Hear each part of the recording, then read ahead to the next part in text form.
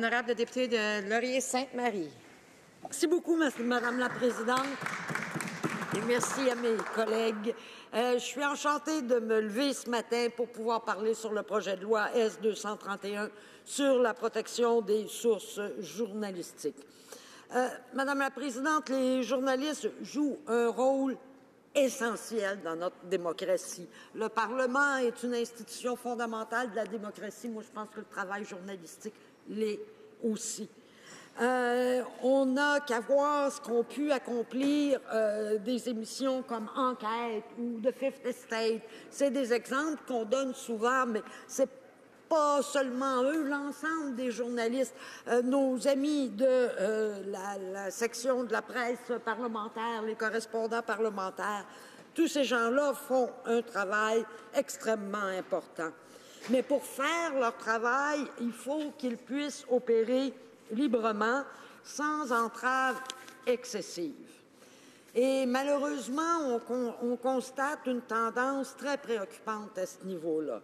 On a, des exemples troublants comme ce qu'on a vu au Québec, à Montréal en particulier, avec les cas de Patrick Lagacé et Joël Denis Bellavance.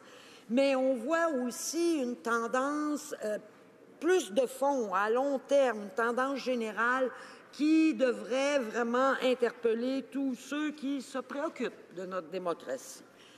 Par exemple, le Canada a reculé de 14 points au classement mondial de la liberté de presse sous le gouvernement libéral. Et ça, je pense que ça soulève beaucoup de questions.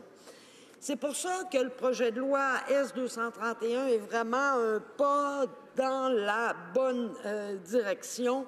Et c'est pour ça que ce projet de loi-là tombe tellement à point et est tellement important.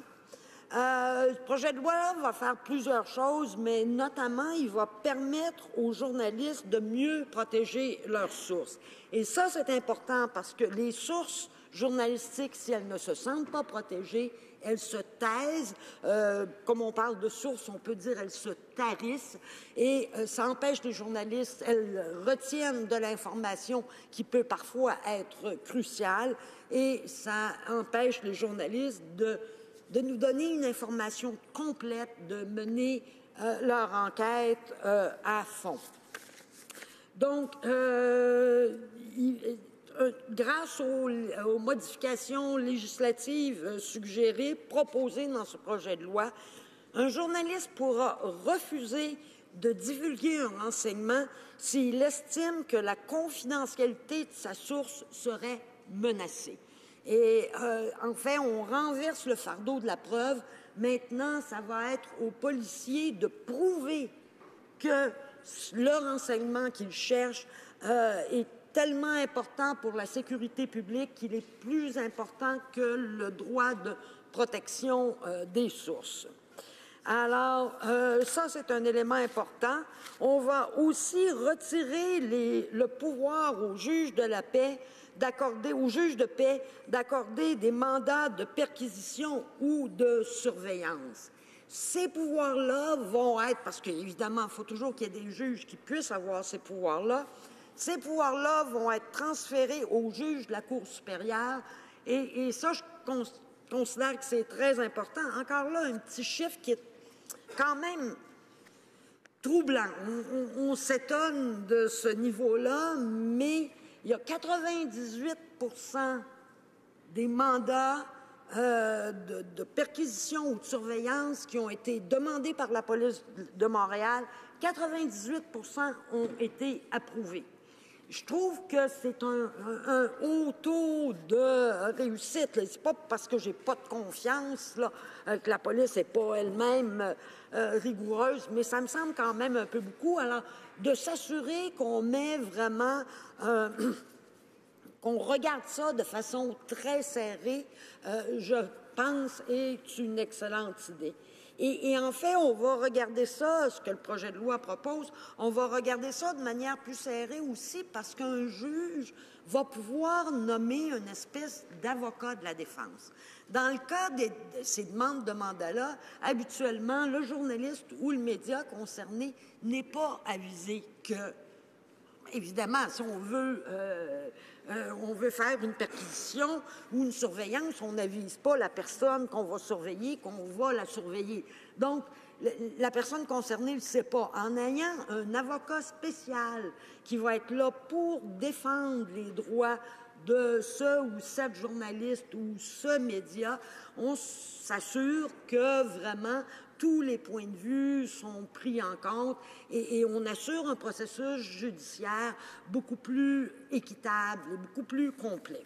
Alors, c'est tout. Il y a quelques autres éléments que je ne mentionnerai pas ici aujourd'hui, mais ce sont toutes des choses qui me semblent très importantes. Soulignons cependant que le projet de loi n'est pas parfait. Lors des débats au Sénat, on a réduit un peu la définition de médias, la définition de journaliste. Et c'est sûr que c'est pas facile de définir c'est quoi, avec toutes les plateformes qu'on a aujourd'hui, c'est quoi exactement un journaliste, qu'est-ce qu'on journaliste temps plein, temps partiel, médias traditionnels, moins traditionnels.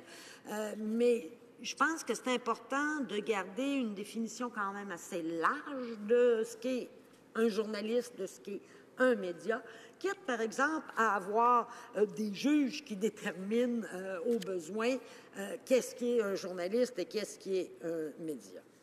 Je pense que c'est un projet de loi qui arrive à point, c'est un projet de loi très important. Je sais que les libéraux ont retardé un petit peu les procédures. Je pense qu'ils se sont ralliés à notre point de vue de ce côté-ci de la Chambre, qui est important d'adopter ce projet de loi rapidement. Alors, j'espère qu'il va pouvoir aller rapidement en comité et nous revenir tout aussi rapidement en troisième lecture.